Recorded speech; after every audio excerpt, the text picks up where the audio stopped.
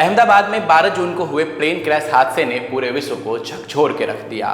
भारत में यह हुआ आज तक का सबसे बड़ा प्लेन क्रैश था। इस विमान में 242 यात्री सवार थे, जिसमें 12 क्रू मेंबर थे। दुर्घटना में एक व्यक्ति अपने किस्मत से बच गया, नहीं तो सभी ने अपनी जान गंवा दी। अहमदाबाद से लंदन की ओर उड़ान भर रहे इन लोगों के लिए यह जिंदगी का आखिरी सफर था। प्लेन क्रैश के बाद क्रैश के कारणों की तलाश में लोग सोशल मीडिया पर कई तरह की बात बनाने लगे। भारत समेत विश्व भर में भारत विरोधी शक्तियां भी अपना प्रोपेगेंडा सेट करने में लग गई। इनमें से एक बड़ा समूह विमान के पायलट सुमित सभरवाल पर प्रश्न उठाने लगा।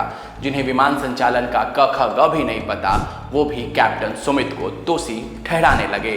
किसी भी विमान क्रैश में सबसे आसान होता है उसके पायलट पर आरोप लगाना, और इस प्लेन क्रैश में भी वही हो रहा है।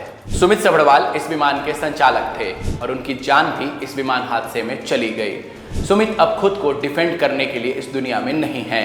उस दिन विमान के साथ क्या हुआ, कैसे घटना घटी, टेक ऑफ करते ही विमान अपने आप नीचे कैसे गिरने लगी। सुमित बचते तो इन सभी सवालों का जवाब देते, लेकिन सुमित सभरवाल अब इस दुनिया में नहीं है और सोशल मीडिया पर सबसे आसान है किसी कैप्टन पर सवाल उठा देना। अमेरिका के भी एक चर्चित पायलट ने भारत में दुर्घटनाग्रस्त बोइंग विमान के संचालक सुमित सभरवाल को सवालों को घेरे में लिया। दरअसल विमान के पायलट पर सवाल उठाना यह इस तरह से है जैसे कोई साजिश उनके खिलाफ चल रही हो। कोई भी पायलट खुद के साथ साथ प्लेन में बैठे सभी नागरिकों की जान नहीं ले सकता, वो भी सुमित सभरवाल जैसा पायलट जिसे 8200 घंटे से भी अधिक विमान उड़ाने का अनुभव था। विमान कप्तान सुमित सभरवाल को क्यों दोषी ठहराया जा रहा है, इसके कारण के तह तक जाने पर आप समझेंगे कि यह पूरी साजिश और भारत को इनकॉम्पिटेंट दिखाने का प्रोपेगेंडा है।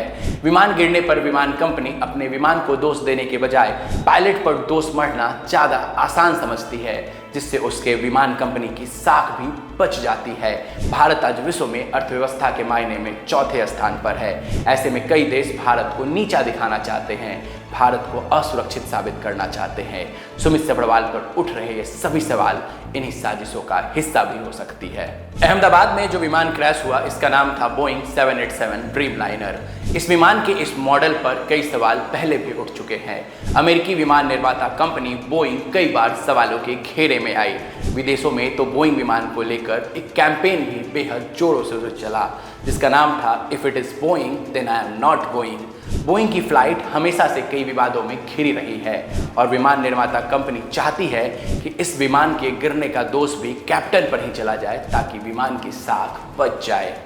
सोशल मीडिया की दुनिया में आज हर कोई बेचैनी में है।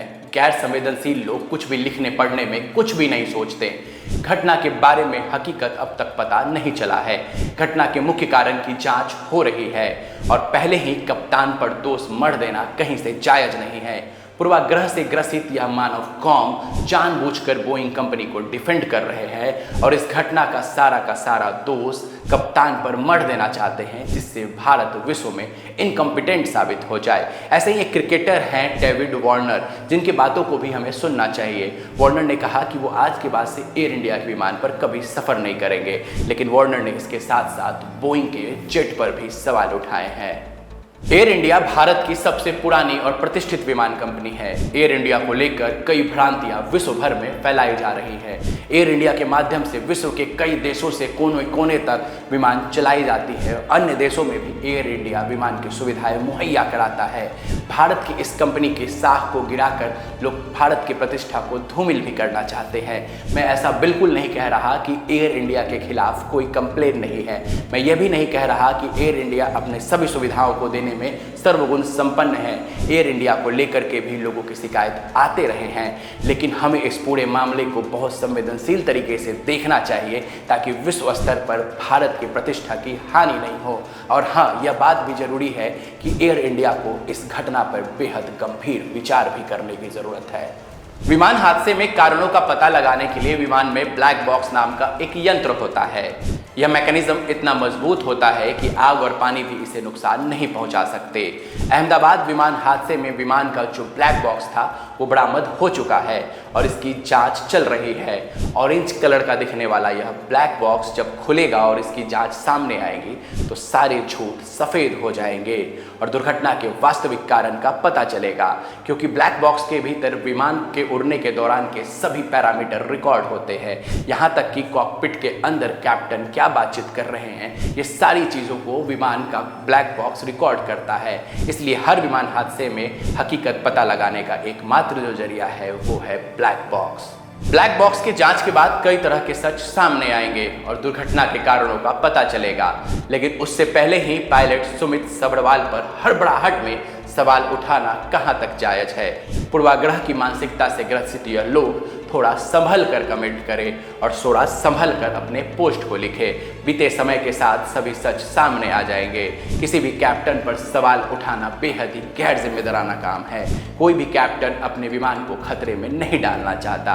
बाकी ब्लैक बॉक्स सारी चीज़ों को स्पष्ट कर देगी। ज़रूरत है हमें कि इन जैसे संवेदनशील मामलों पर संवेदनशील होकर लिखने, पढ़ने और बोलने की।